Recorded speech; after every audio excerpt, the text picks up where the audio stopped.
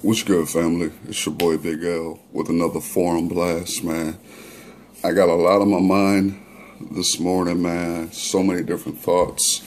So I'm gonna go ahead and hammer some thoughts out, man. I want to deal with this particular thing right quick. For the longest time within Black America, it's been certain terms, certain words we would use to describe the negative aspects of particular people within Black America. It would go from, and these are terms that blacks often call other blacks: coons, Uncle Toms, coonery, buffoonery, sellouts, all those different types of words.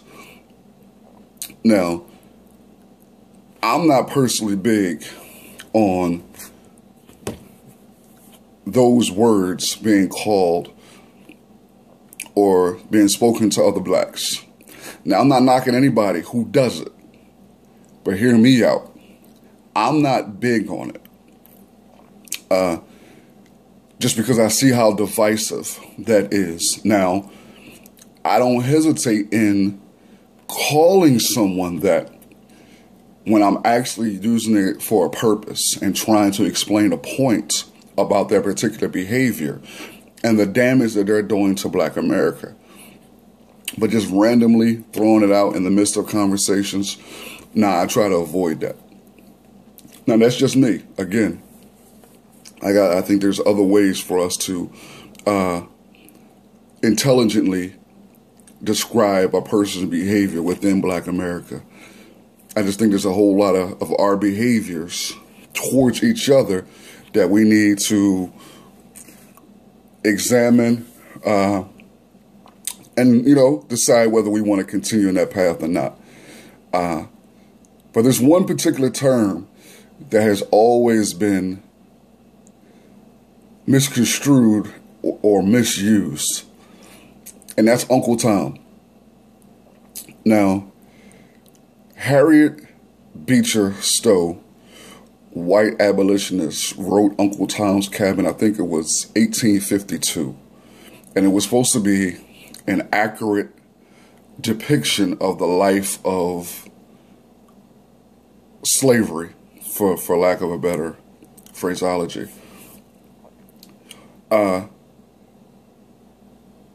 Uncle Tom in the book is not the Uncle Tom that you often hear people use that term for.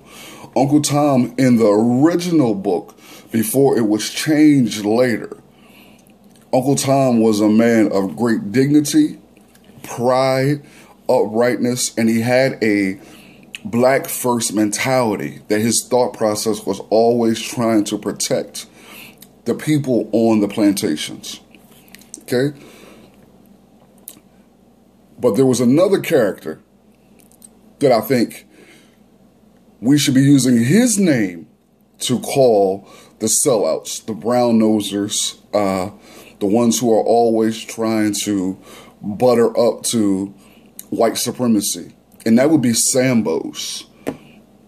Sambo was a character in Uncle Tom's Cabin who was the epitome of what a sellout would be. The epitome. I mean, he would be the one who would always look to please the master at any given time, in any form or fashion, even if it meant hurting, harming his own people. Now, there's this term that I think people should be familiar with. It's called meritorious manumission.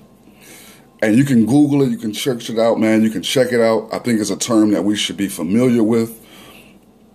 There was a lot of, after slavery, there was a lot of public policies and laws put in place to keep blacks in a quote-unquote slavery. From the way sharecropping was set up to, we see Reconstruction, we see all these different laws and policies put in place to keep blacks in a subservient, oppressive, codependent relationship with a dominant white society. one of the tools they used to keep us in that subservient, codependent relationship with them were Sambos. And these were the cats who would rat out what black people were doing.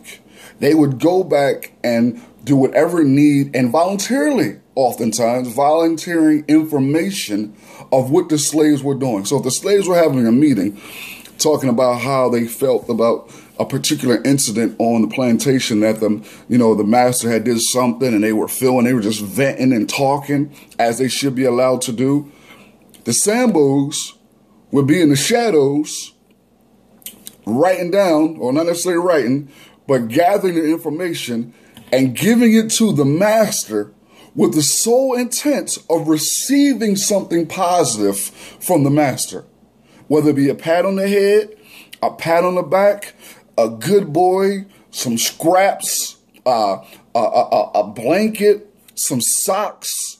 No matter what it was, their sole purpose of Sambo was to gain something positive from the dominant white society.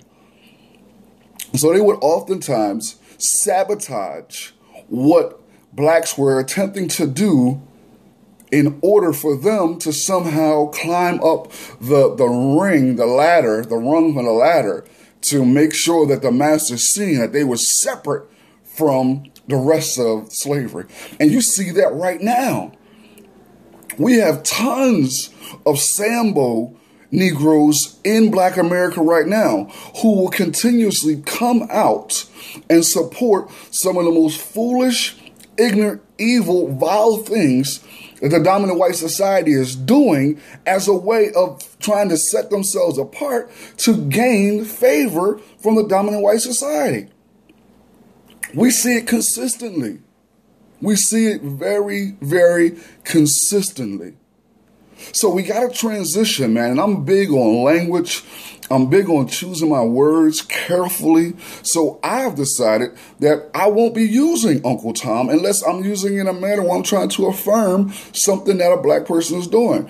But since many of us don't have the information about Sambos and Uncle Toms, I think it might be just a good idea to abandon the Uncle Tom phraseology altogether and just use Sambo. See, most people haven't even read Uncle Tom's Cabin.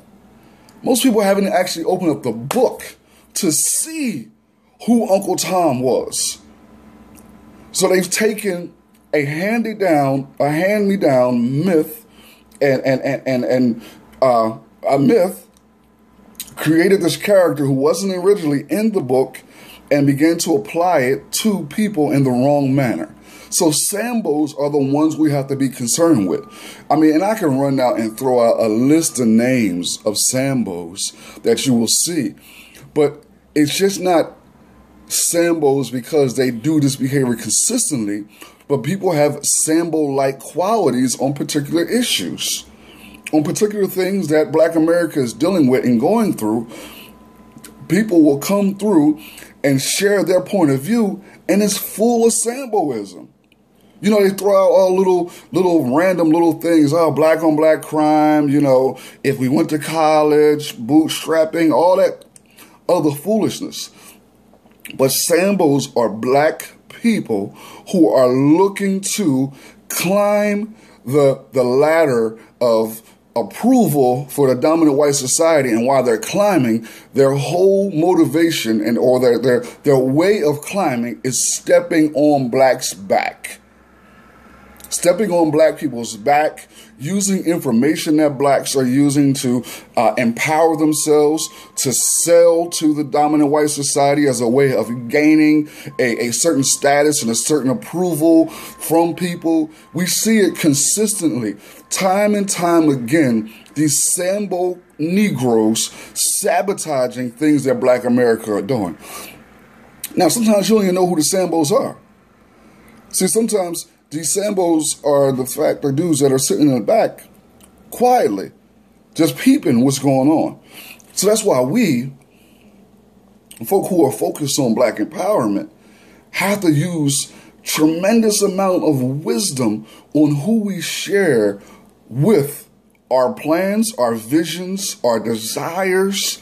We got to get to a point or we should be to a point already, that if you have a vision, if you have a dream, if you have something that you're trying to put in place for black people to become successful, for black people to come out of this hole that we're in, that you got to have a core group of people that you trust, who have a like mind as you, who are conscious like you are, who understand what the foundation of our issue is and what the way out of our issue is, and deal with those people. And as you begin to build and move with those people, other people who are waking up to what you're doing, waking up to the need for black empowerment, you can keep them close. But as they begin to grow closer and grow more conscious about our situation and how dire it is, then you can bring them in. But you have to use wisdom, because if they still have an integrated, assimilated type mindset, and you can tell, if they have that type of, let me say that, they have this type of integrated, assimilated mindset, they're not going to buy into black empowerment. Now, some of the ways that you can see it is when they use certain words, like we're all God's people, unity for all of us, diversity, multicultural, minority.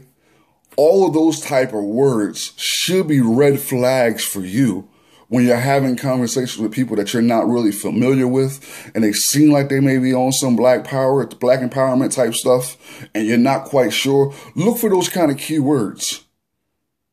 Communicate with them. Ask them point blank questions, man. And then if they're not on the same page with you, you got at that point in time, use wisdom and keep them close, because they may be waking up, but don't keep them so close that they can Sambo what you got going on. Don't be so close, man, that you don't have them be so close where they can come through and Sambo what you have going on. So Samboism, man. There is great wealth in reading books and studying and researching topics, but you have to get to the point where you begin to do it for yourself and stop trusting what everybody is saying. I appreciate you guys tuning in, man, to another quick The Forum Blast, man. You can catch me every Wednesday night on C-Voice Radio at 9 p.m. dealing with the same topics, man. I appreciate you guys. You can go to the website, cvoiceradio.com, the forum tab, and check out all the past shows that I've done dealing with these type of topics, man. But beware of the Sambos, family.